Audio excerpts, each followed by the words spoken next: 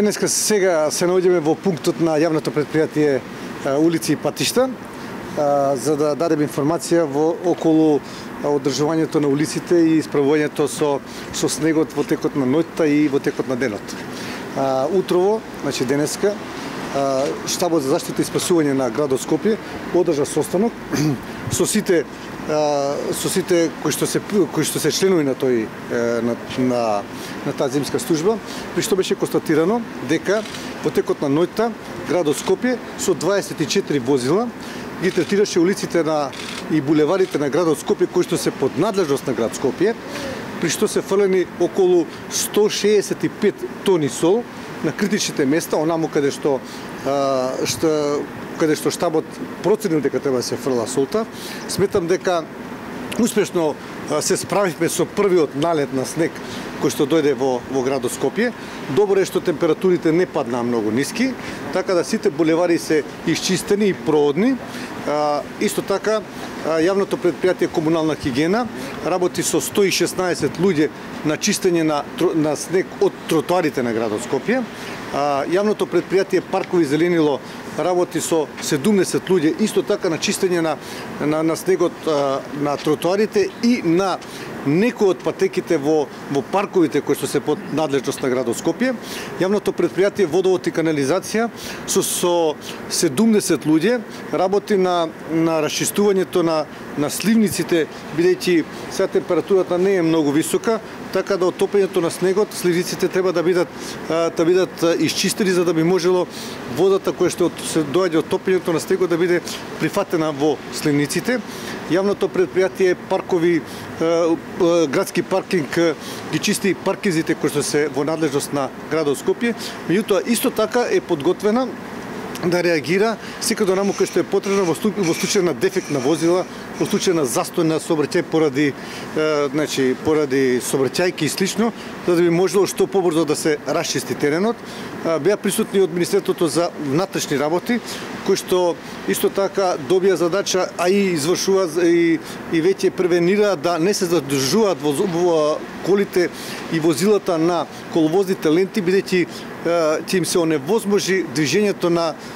камионите кои што го чистат снегот полиците кои што фрлаат сол полиците на градот Скопје, и доколку има возачи кои што не сака да ги тргаат нивните возила, во тој случај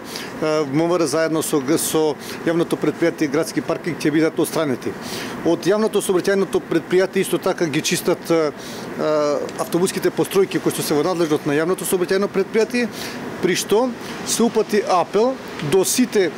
општини кои што се приградски на градот Скопје да ги исчистат улиците кои што се движат автобусите на јавното сообраќајно предпријатие, како би можеле граѓаните да се возат со јавниот превоз. Исто така Комунална хигиена упати апел, јас упатувам апел до сите општини во градот Скопје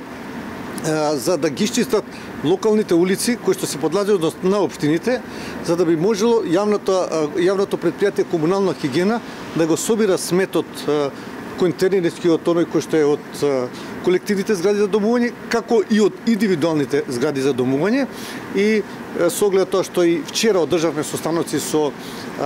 сите општини, со Штабот за заштита и спасување на општините, сметам дека и тие веќе работат на расчистување на улиците кои што се подлежат на општините. Нашата инспекција која што е на градот Скопје пред се комуналните редари подели известување до сите правни субјекти да согласно на нивната законска обврска да ги исчистат пристапните патеки пред нивните објекти. Тоа се дуќани, ресторани,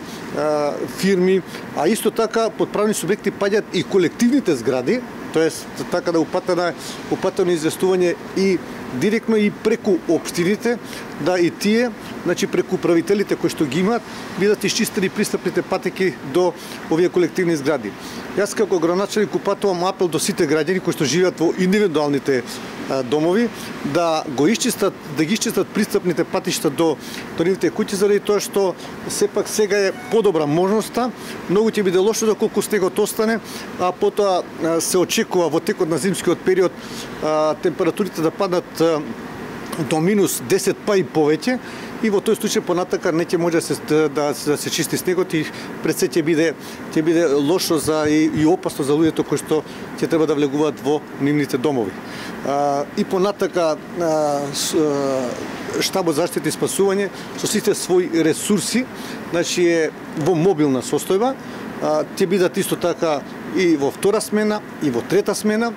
Во координација сме со Хидрометеоролошкиот завод, значи